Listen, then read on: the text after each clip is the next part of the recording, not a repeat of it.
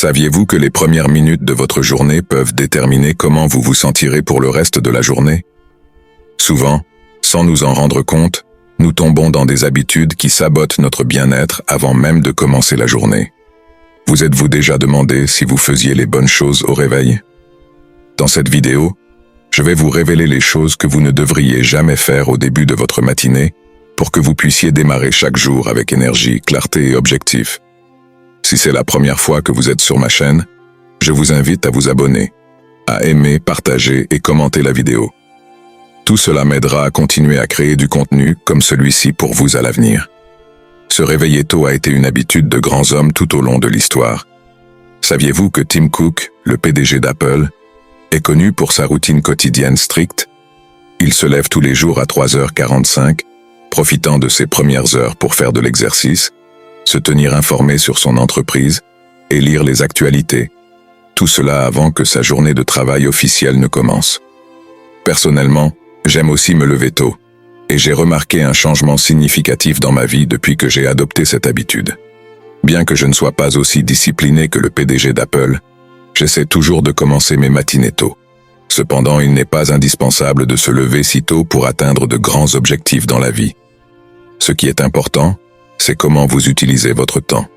Peut-être que vous vous réveillez, et que la première chose que vous faites est de regarder votre téléphone, ou vous restez allongé dans votre lit en pensant que quelques minutes de plus ne feront pas de différence. La vérité est que ces petites erreurs ont un grand impact sur votre productivité, votre morale et votre santé.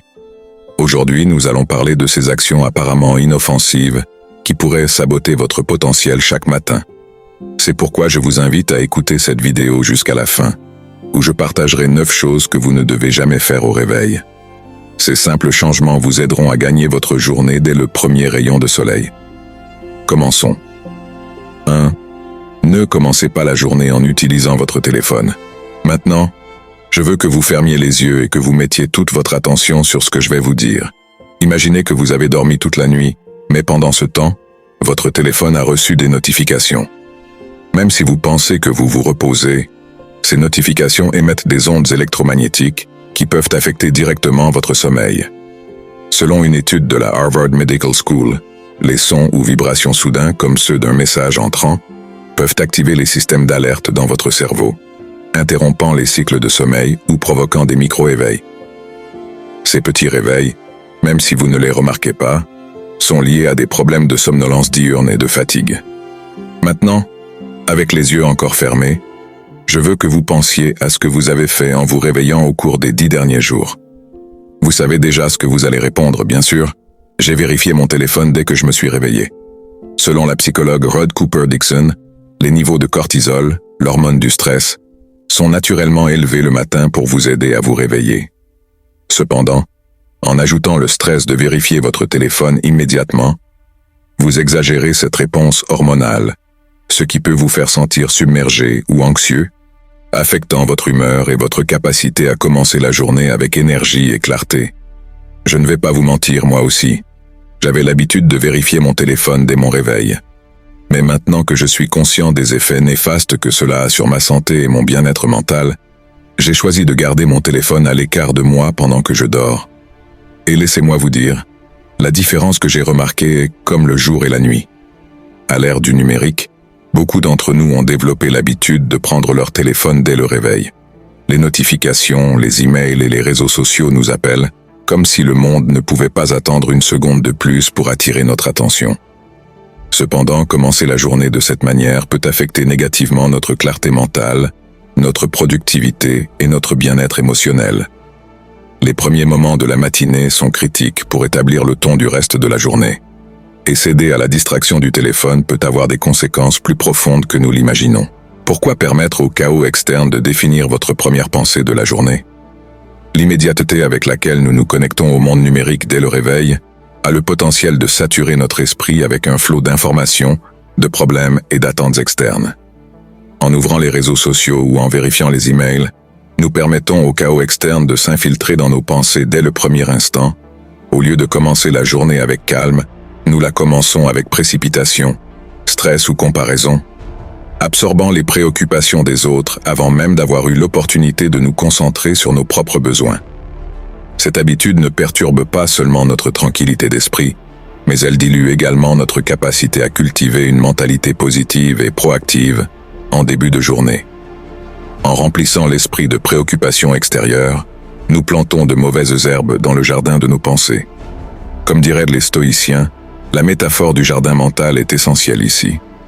En permettant aux distractions numériques d'occuper notre espace mental, nous donnons place à des pensées réactives plutôt qu'à des pensées intentionnelles et centrées sur le soin de soi. Comment établir des limites avec le téléphone peut améliorer votre bien-être mental et émotionnel. Établir des limites claires avec l'utilisation du téléphone, en particulier dans les premières heures de la journée, est un acte de soin de soi. Il ne s'agit pas de se déconnecter complètement, mais de décider consciemment quand et comment interagir avec le monde numérique. En consacrant les premières heures de la matinée à des activités qui favorisent l'introspection et le bien-être personnel, comme la méditation, la gratitude ou simplement profiter du silence, nous cultivons une mentalité plus concentrée et résiliente. Les stoïciens parlaient de l'importance de commencer la journée avec des pensées positives et une réflexion sur ce que nous pouvons contrôler. Vérifier le téléphone dès le matin nous éloigne de cette pratique, nous connectant instantanément à l'incontrôlable, au chaos et aux exigences du monde extérieur. En créant une routine matinale qui nous permet de nous connecter à nous-mêmes avant de nous connecter au monde, nous pouvons établir une base solide de clarté et de but. La première heure du matin peut être un moment pour cultiver des intentions positives, planifier nos objectifs quotidiens et nous préparer émotionnellement aux défis de la journée. En le faisant, non seulement nous améliorons notre productivité, mais nous renforçons également notre capacité à faire face au stress de manière plus efficace.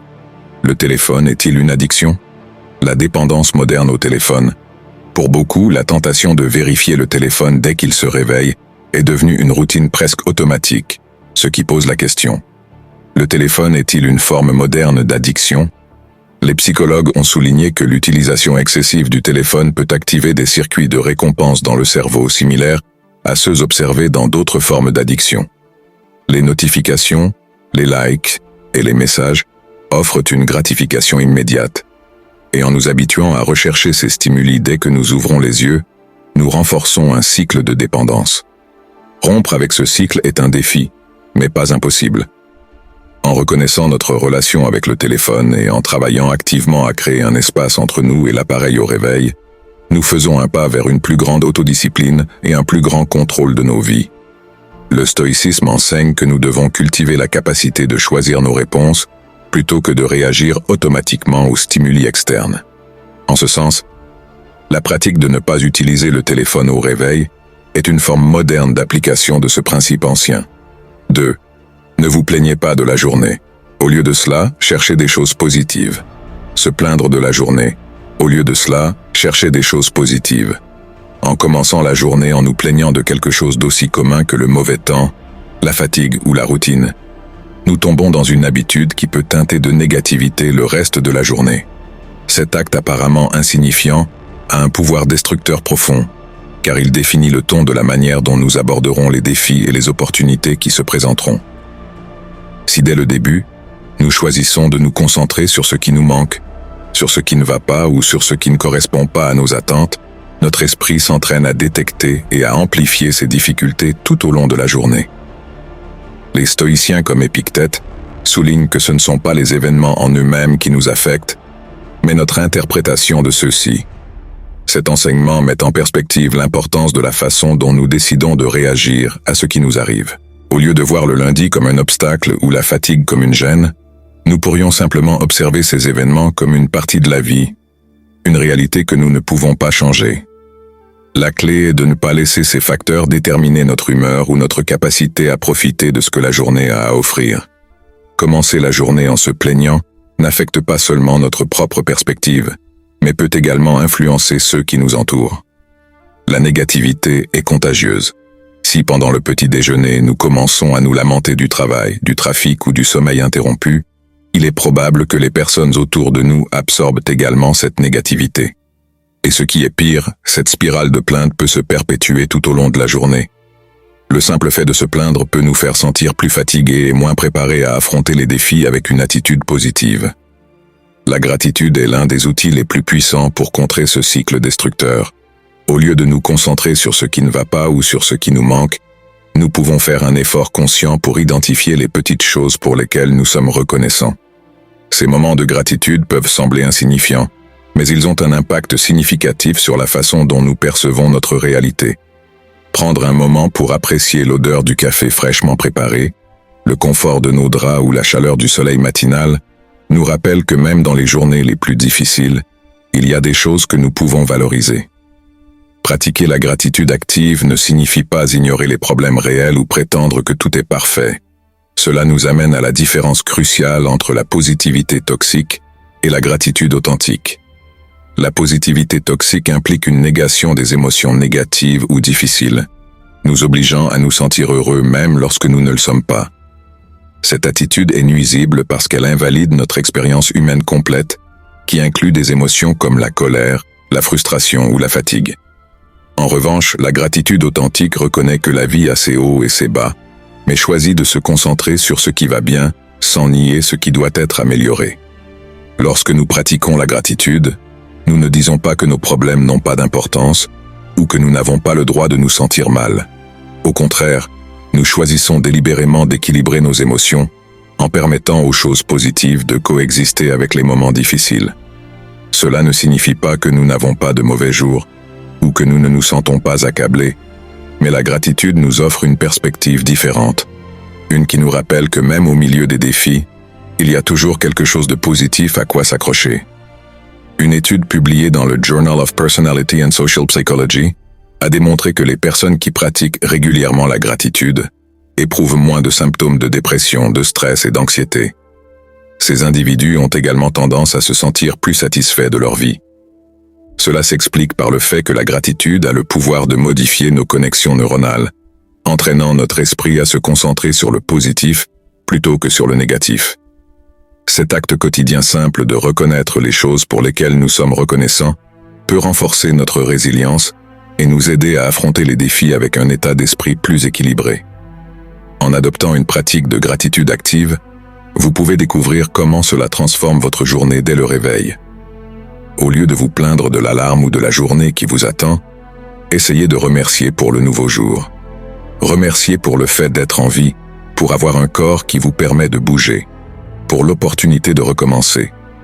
Si quelque chose ne se passe pas comme prévu, souvenez-vous que vous avez le choix de décider comment réagir. Comme le disait Marc Aurèle, un autre sage stoïcien, le bonheur de ta vie dépend de la qualité de tes pensées. Chaque jour est une opportunité, non une charge. Et même si ce n'est pas toujours facile de pratiquer la gratitude, surtout dans les moments de stress ou de fatigue, faire l'effort de changer notre perspective peut transformer la façon dont nous vivons. Grâce à la gratitude sincère, nous devenons plus conscients de la beauté et de l'abondance qui nous entoure. Et cela nous aide à voir la journée avec un regard neuf, libéré des plaintes et chargé de possibilités. 3. Levez-vous du lit avec énergie. Yuan avait toujours été un homme méticuleux, fier de sa discipline personnelle. Il travaillait de longues heures et était reconnu dans son bureau comme quelqu'un de fiable, qui ne manquait jamais d'accomplir ses responsabilités. Mais il y avait une chose dans laquelle il échouait tous les jours, quelque chose qui semblait inoffensif, mais qui, petit à petit, devenait une ombre sur sa vie. Repousser l'alarme chaque matin. Le son aigu du réveil à 6 heures du matin était son ennemi déclaré. Chaque jour, quand il sonnait, Juan, au lieu de se lever, étirait la main paresseusement pour écraser le bouton. 5 minutes de plus, juste 5, pensait-il. Ces minutes supplémentaires, répétées encore et encore, étaient devenues un rituel toxique. Ce qui avait commencé comme un petit répit au quotidien finissait par saboter son énergie. À première vue, cela semblait insignifiant. Comment 5 minutes de plus au lit pouvaient-elles faire du mal? Mais avec le temps, il commença à remarquer qu'il arrivait au travail en se sentant éteint, plus lent mentalement. Même les jours où il dormait davantage, il ne se sentait pas vraiment reposé. Il se demandait comment quelque chose d'aussi petit pouvait avoir un si grand impact. Un jour, après une autre matinée de lutte contre l'alarme, Juan rencontra un vieil ami, Luis, dans un café.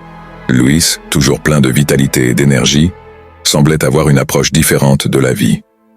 Entre 2 gorgées de café, Juan confessa « Je ne sais pas ce qui m'arrive ces derniers temps.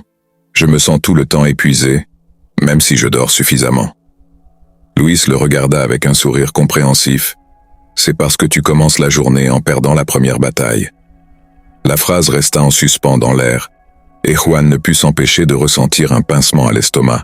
« Qu'est-ce que tu veux dire ?» demanda-t-il, vraiment intrigué. Louis expliqua son point de vue. « Quand l'alarme sonne, ta première décision de la journée est la plus importante. Si tu la repousses, tu entraînes ton cerveau à procrastiner, à éviter l'inconfort, à céder à la paresse. Cela peut sembler insignifiant, mais cet acte initial de retarder le réveil marque le ton de toute ta journée. Chaque fois que tu choisis ces 5 minutes de plus, tu perds une opportunité de commencer la journée avec énergie et détermination. » Louis poursuivit. « Les stoïciens disaient que l'autocontrôle est la clé pour maîtriser la vie. Si tu ne peux pas contrôler quelque chose d'aussi simple que de te lever à l'heure, comment espères-tu contrôler les plus grands défis que la vie te lancera ? Se lever dès que l'alarme sonne est un acte de discipline, un petit geste qui dit « Aujourd'hui je suis là, présent, prêt pour ce qui m'attend. » Les paroles de Louis résonnèrent profondément en Juan. Il n'avait jamais pensé qu'une chose aussi simple pouvait avoir une signification aussi profonde. Ce soir-là, avant de s'endormir, Juan réfléchit à la conversation. Il pensa à toutes les fois où il avait écrasé le bouton de rappel, comme s'il pouvait aussi écraser les responsabilités de la journée. Combien d'opportunités avait-il manqué en commençant la journée par cet acte d'évitement ? Le lendemain matin, quand l'alarme sonna, Juan ressentit l'impulsion d'étirer la main comme d'habitude. Mais au lieu de céder, il se rappela les paroles de Louis. Il se leva immédiatement. Ce fut difficile, son corps protestait, mais il le fit. Et ce qu'il ressentit après, ce n'était ni de la fatigue ni de l'irritation, mais un petit mais puissant sentiment de victoire. Les jours suivants, Juan répéta la routine. Il se levait dès que l'alarme sonnait, même si cela lui coûtait. Chaque matin, il se sentait plus clair, plus concentré. Il remarqua comment cette petite décision, celle de se lever sans procrastiner, influençait positivement le reste de sa journée.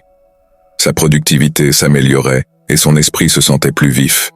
Mais au-delà de cela, il commença à ressentir une gratitude pour le simple fait d'être en vie, d'avoir l'opportunité d'un nouveau jour. Il comprit bientôt ce que Louis voulait dire. L'alarme n'était plus son ennemi, elle était maintenant son rappel que chaque jour est une opportunité de grandir. En se levant avec énergie et détermination, Juan accueillait la vie, reconnaissant pour l'opportunité de faire face à tout ce qui venait. Il se souvenait toujours que l'autocontrôle est le premier pas vers le succès. Ces 5 minutes de plus, qu'il avait autrefois enchaînées, étaient devenues un souvenir lointain de ce qu'il avait été. Désormais, Juan savait que la véritable énergie venait de l'affrontement de l'inconfort et de se lever avec un but chaque jour, sans hésitation. Pour conclure, réfléchissez à l'impact que peuvent avoir les premières minutes de votre journée sur tout le reste de votre vie. Imaginez-vous au réveil, en pleine possession de votre énergie, de votre clarté mentale et de votre motivation. Le simple fait d'éviter d'utiliser votre téléphone au saut du lit vous permet de garder le contrôle de votre esprit et de choisir consciemment comment vous allez aborder la journée. Cela vous donne une chance de commencer en étant centré sur vous-même, plutôt que de vous perdre dans les attentes et les distractions du monde extérieur. Pensez ensuite à la manière dont une pensée positive dès le matin peut colorer tout le reste de la journée. Imaginez-vous vous lever en appréciant les petites choses, en étant reconnaissant d'être là, d'avoir une nouvelle chance, au lieu de vous plaindre des désagréments du quotidien. Cette gratitude sincère transforme chaque défi en une opportunité de croissance, chaque obstacle en un moment d'apprentissage. En vous concentrant sur ce qui va bien, vous cultivez un état d'esprit qui vous donne la force de faire face aux difficultés avec calme et assurance. Enfin, pensez à ce petit geste si simple de vous lever du lit dès que l'alarme sonne. C'est un acte puissant qui, jour après jour, renforce votre autodiscipline. Ce premier défi, aussi petit soit-il, conditionne votre état d'esprit pour le reste de la journée. Se lever avec énergie, c'est prendre le contrôle de votre vie, un pas après l'autre, un matin après l'autre. C'est dire à la journée « Je suis prêt, je suis là, et je vais donner le meilleur de moi-même ». Ces petites actions, bien que souvent négligées, ont le pouvoir de transformer non seulement votre matinée, mais aussi toute votre vie. Le bien-être, la productivité, la joie que vous recherchez sont à votre portée, et cela commence par de simples ajustements dans votre routine quotidienne. Si ces réflexions ont résonné en vous, Si vous sentez que ces changements peuvent vous aider à vivre une vie plus épanouie, alors je vous invite à agir dès aujourd'hui. Laissez un j'aime à cette vidéo, abonnez-vous à la chaîne et partagez ce message avec ceux qui, comme vous, cherchent à améliorer leur quotidien. Ensemble, nous pouvons créer une communauté de personnes qui se soutiennent mutuellement dans la quête d'une vie plus saine, plus heureuse et plus pleine de sens. Votre soutien est précieux et c'est grâce à vous que je peux continuer à partager ces idées et à vous accompagner dans ce voyage vers une meilleure version de vous-même. Merci du fond du cœur.